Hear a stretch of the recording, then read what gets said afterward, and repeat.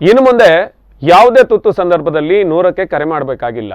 ಇದಕ್ಕಾಗಿ 112 ದೂರವಾಣಿ ಸಂಖ್ಯೆ ಈಗ ತಯಾರಾಗಿದೆ. ಇದರ ಮೂಲಕ ನೀವು ಅಗ್ನಿಶಾಮಕ, ವಿಪತ್ತು ಅಥವಾ ಪೊಲೀಸ್ ಇಲಾಖೆ ಈ ಮೂರನ್ನು ಕೂಡ ಸಂಪರ್ಕಿಸಬಹುದು. ಈ ಬಗ್ಗೆ ಮಾಹಿತಿ ನೀಡಿದಂತಹ ಬಾಳೆಹೊನ್ನೂರು ಪೊಲೀಸ್ ಇಲಾಖೆಯ ಠಾಣಾಧಿಕಾರಿ ಬಸವರಾಜ್, ಇನ್ನು ಮುಂದಕ್ಕೆ ಅಗತ್ಯ ಸಂದರ್ಭಗಳಲ್ಲಿ 112ಕ್ಕೆ ಕರೆ ಮಾಡಬಹುದು ಅಥವಾ ಈ ಒಂದು ನಂಬರಿಗೆ SMS ಮಾಡಿದ 15 ಸೆಕೆಂಡ್ಗಳಲ್ಲಿ ತ್ವರಿತ ಪರಿಹಾರ ಹಾಗೂ ಸೇವೆ ನೀಡಲಾಗುತ್ತೆ ಎಂದು ತಿಳಿಸಿದ್ದಾರೆ.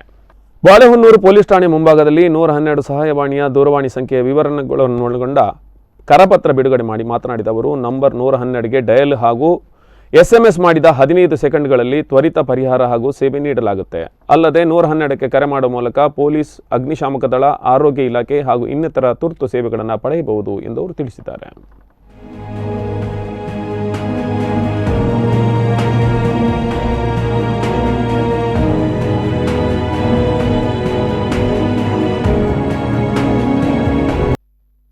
ಒಂದು ದೇಶ ಒಂದು ನಂಬರ್, ಪೊಲೀಸು, ಫೈರು ಮತ್ತು ಆಮೇಲೆ ಡಿಸಾಸ್ಟರ್, ಈ ಪೊಲೀಸು, ಅಗ್ನಿ ಮತ್ತು ವಿಪತ್ತು, ಈ ಸಂಖ್ಯೆಗಳೇನು ಮುಂಚೆ 100 ಇತ್ತು, ಆಮೇಲೆ 102 ಇತ್ತು, ಬೇರೆ ಬೇರೆ ಸಂಖ್ಯೆಗಳೇನಿದ್ವಲ್ಲ ಅದೆಲ್ಲ ತೆಗೆದಾಕಿ ಇಡೀ ದೇಶಾದ್ಯಂತ ಒಂದೇ ನಂಬರು 112.